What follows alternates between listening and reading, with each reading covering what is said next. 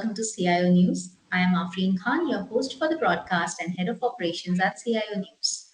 This is our exclusive fireside chat powered by Avaya on transformation through customer experience.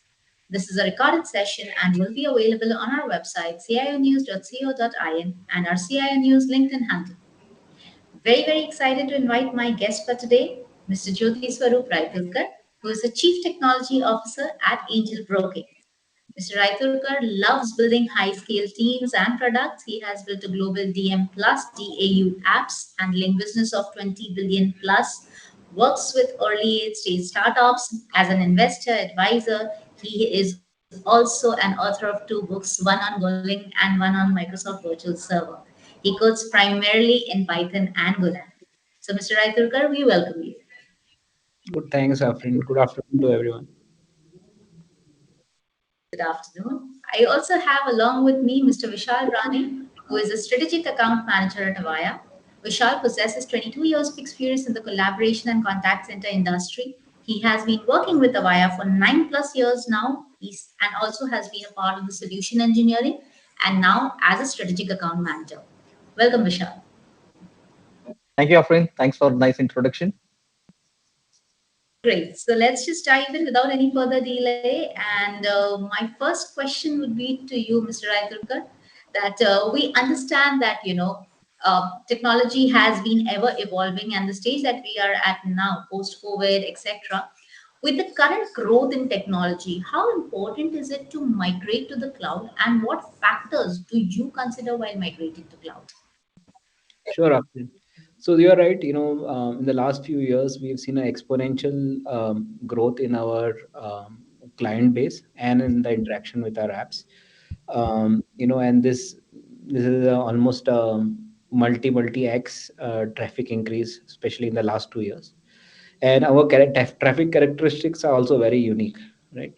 So if um, you can think of it as an inverse of a food delivery app. So if you have a food delivery app, generally around 9 p.m., the traffic ramps up because people want to order dinner and stuff like that, right? So for us, the traffic spike is around 9:15 a.m. when the market's open, right? So from almost a very minuscule, it's a very steep ramp up of traffic that happens around 9:15. Many people are very keen to place their bets at 9:15, and it stabilizes a bit during the day, and again around 3 o'clock, again it starts ramping up where people want to um, uh, do final management of their position, right? So it's a very steep ramps traffic. It's a very bumpy traffic. Now, to help us scale up the customer experience to this variability and this scale, as you said, cloud is a key enabler for us, right? And we have a hybrid cloud structure, a private data center where we have a private cloud infra, which deals with all our core trading flows, right? So we have dedicated networking lines to the exchange. This is primarily because we need very low latency and very high performance for our core trading flows. And for a huge rest of the huge chunk, the rest of the services that we provide, we leverage a public cloud provider where with this substantial footprint, right? So, for example, things like advisories or your portfolio are served from the public cloud. So the cloud offers us scalability, and coming back to my example, so we can, for example, ramp up starting at around 9 a.m., right? So we don't ramp up while the traffic hits us. We pre-ramp up based upon some traffic characteristics that we know. And it also allows us to, like normally what auto scaling does, as traffic in some use cases, as traffic comes in and increases, we increase or decrease the fleet of machines that serve the traffic, right? That aside, cloud also enables us to leverage things like the PaaS services. So in a public cloud, we extensively use a lot of the PaaS services that they have. We have incidentally broken some of the PaaS services on the public cloud provider side, and worked with the team there to help us tune for the scale that we need. And also, last but not the least, it helps us for business continuity and disaster recovery, right? So One of the things we care about is if anything happens to our data center, we are up and running within guaranteed time for a backup data center. So there are some patterns which the cloud providers help us to solve some of these issues. I think when the way you spoke, Mr. Raiturkar, it's like cloud is almost like the backbone of your current infra, although it's hybrid. But I think most of the technology, the way you optimize the overall availability, scalability of cloud, and yeah, I think that that's kind of given that the that base, the foundation for technology to function, and as well as the kind of environment that the line of business actually functions in. It's very dynamic. As you said, you don't ramp up when the traffic is there, you pre-ramp up. So you have to be That kind of pre-prepared in all scenarios. absolutely. I mean, we can't react when stuff hits us. We need to react before it hits us. Very true, very true. It's like fighting the fire even before it's caused. Yeah. So great. And since we spoke about technology, Vishal, would you have anything to ask Mr. Jyoti Swarup on Yes, uh, definitely. I have been, seeing the platform being used by my spouse very often for trading and it is very technically sound platform and digitally very strong platform. But when it comes to having a digital strategy, today everybody talk about digital first, especially after COVID. Now we have seen a lot of push about digital channels to interact with or to handle any product or services, right? So, my question to Jyotiswarup is, how would a company, deliver superior experience through digital channels without, having much friction? And most importantly, even after introduction of digital channel, how you make sure that the adoption happens by users and end customers seamlessly? Sure, Vishal. Great question. So we have a dedicated design or UI UX team which looks at all facets in which a workflow happens and make sure that the app, the usability guarantees are well defined, right? Uh, right from, let's say, when people download our app and they start the KYC journey, right? KYC is mandatory for customers to use the app. Right? Even there, we have developed very we have leveraged tech to make sure that the journey is very much a delight to the customer. For example, many times, in the KYC, one of the things you need to enter is your bank account number, and most Right, people don't remember the bank account number, right? right, We have done some solves using UPI transfers. For example, we do a penny drop, and from that we figure out what your account number is. It's much easier for someone to just transfer one absolutely. rupee and get 2 rupees That's a back. really innovative idea.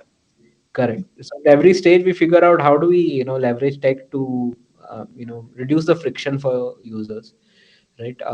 Similarly, on KYC side, signature matching. Earlier it was all ops driven, so you submit documents and then you go back, right? And people used to wait for some time to for the account to be activated. So now we have kind of we use some ML models to extract signatures and match them across all your documents and provide, and actually a huge percentage of our customers now, they finish KYC and land instantly on the app, right? So that the intent is captured when the customer is downloading your app. The intent is to do something with it, right?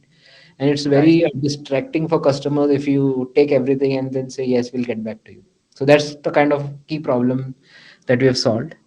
So after KYC, we leverage, we carefully look at every journey that we have. We have 6, 7 core journeys, even though we have like a huge number of features. There are 6, 7 core journeys which people really care about. Ability to log in, add funds, withdraw funds, place orders, and stuff like that. Right? So we look at it carefully to see how we can make this journey efficient. And in many cases, we personalize it as well. So for example, let's say when you're placing orders, you select something to buy, and then you are on the screen where there's an order pad where you can say this is the quantity I want to buy, and so on and so forth. Right? Now, for a novice user, we transition the user to a position screen saying, okay, you place this order. Now, this is the status of that order. Right? This is what a novice person typically needs. But as you start using the app, and there are some heavy traders in our system, right? For whom the navigation is a distraction, right? They want to Right. place like 1,000 orders in 20 minutes. Right now, if I Right. navigate you to somewhere else, you have to come back and Correct. place the order again. That is a not an optimal use of their time. They want to just place the orders, right? So for them, we learn that you are not a novice user, you are a heavy trader, and we keep you on the same order pattern. So you can just do buy, and you can keep doing your doing what you want. So this requires lot of analytics, first of all, to get data about customers, and then figure out, then bucketize customers or develop personal personas about a customer, and then craft a experience which delights the specific persona. So those are some of the ways we ensure that there's a great customer experience. And last but not the least is customer service, right? We really do, we want customers to get responses very quickly and have like a history of their interactions with us, rather than they calling up a call center and saying what happened here, what happened there, right? Which is first of all a waste of time for the customer, right? So we are working very hard to make sure we have very responsive customer experience, and I think and talk about it in a follow-up question as well, more details about it. Sure. That was really interesting. I must say that, the actually technology is designed for people. That is what I can, summarize after hearing from you. Absolutely. Yeah. While you were talking, Mr. Raidurkar, what I can understand is there's a lot of thought process which has gone in designing it from the beginning to the end, and the category of users also. You might have some experienced people, then you also have the novice category. So to customize it, there's actually a lot of thought process which has gone into it. That's it. So, yeah, and that exactly is my next question. That how when we talk about customer experience, particularly, and how if you could just share some more tips on how customer experience can be enhanced using technology. Although you kind of covered it majorly in the previous comments, but yes, if you could throw some more light, and how do you actually measure customer experience? So I'll take the last question first because it's very important, right? Everything starts by measuring something if you want to make Right. something better. So to start off with, we have a wealth of clickstream and other other signals that we get from the apps and from the other backend. So these signals not just tell you about what is your journey like. So if Afreen downloads the app, we figure out where she started, where Afreen goes, how long she spends looking at a specific screen, does she scroll up and down, right? So all these data are captured and they are collected in a big data warehouse that we have, and then we churn on it. We see, okay, Afrin behaves, uh, the profile matches as someone who is new to the app, whereas let's say Vishal's profile matches someone who is an experienced trader, right? So we get this data collection, and then we figure out how to personalize and other things, right? And this data also serves as a early warning indicator for us. For example, if we know that 1 million users are looking at funds at 9:16 every day, and if we say 500,000 are looking at 9:16, right, we know there's a major problem, right? So before customers even know, we know that there's a problem, right? So we are building this. I mean, we are not perfect as of now, but we have very good early warning indicators. We have instrumentation across India, where we figure out from Bhopal how much time does it take to load a specific app, right? Versus from Chennai. Then we figure out whether it's a networking infra issue, it's a system issue, right? So we very quickly get to those level of insights. So we build that infra. In terms of other ways where we measure customer experience, one is NPS, right? So anytime we do a change, right, we do send out a NPS survey, that promoter score, and we figure out whether what we did it improve the NPS, or did it move it south, right? So that gives a very clear indicator. It's a form from 1 to 10. You rate your experience basically, and so that gives us a very clear indicator. And for every journey, every feature in our app, we have NPS rated. and we track it week over week, month over month, right? So that we know clearly how customers are having our thing, and it's a very effective tool. It's a signal that customers keep sharing very diligently, and we make sure that it is intelligent. For example, if you have just looked at charts and gone back, we send you a survey after 5 minutes, right? We don't do it while you are looking at charts, and we don't send you a survey about reports because you have not looked at reports, right? So we selectively send out surveys and figure out a right time to send it out for you to fill out the form. Last but not the least is reviews and ratings. So we are on the App Store. So we are, you know, we are very much in the public eye, and people express themselves very freely on the app stores and on social media. So we keep a sense of what the sentiment is on this reviews rating and on the social media channels. So you spoke about data warehousing, you spoke about the end-to-end analytics, you also spoke about how and when to trigger the customer experience. So for example, if you're looking at analyzing the experience, it's not when it's being the app is being used or the experience is happening, but post that. So there's also a timeline of action. Right. The recency is important, but not not making sure that you are disturbed from doing your actual work. Absolutely, absolutely. So when we talk about so many different types of analytics, I think Vishal, doesn't it intrigue you to kind of understand it more? Yes, absolutely. And in fact, I was just waiting for my turn to ask the next question. Is today a lot of even we have been interacting with many customers and various verticals. Everybody is talking about one of the buzzword nowadays, which is Chat GPT and generative AI technology, and everybody's talking. I mean, every tech page has some or other content about ChatGPT. Now, my question to Jyotiswarup is, how are the various organizations, including yours, wanting to use these some of these tools or solutions to improve the efficiency and also to decrease the time to go to market, and anything specific you would like to share about it, that would be really helpful for us.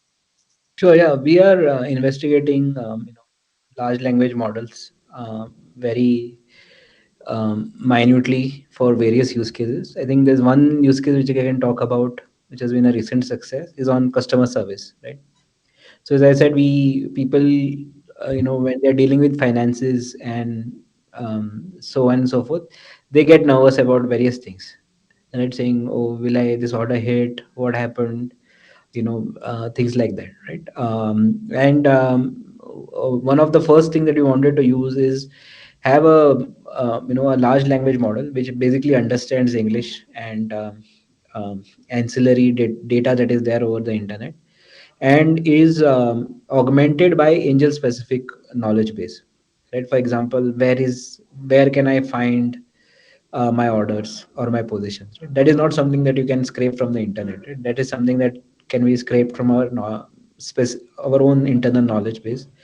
So we did a 15-day prompting of LLM with our own internal data, and we actually put it in shadow mode along with our customer service agents, right? So basically whatever the agents were answering to the customers, the same bot was answering, and obviously the bot answers didn't go, but the bot answers were recorded.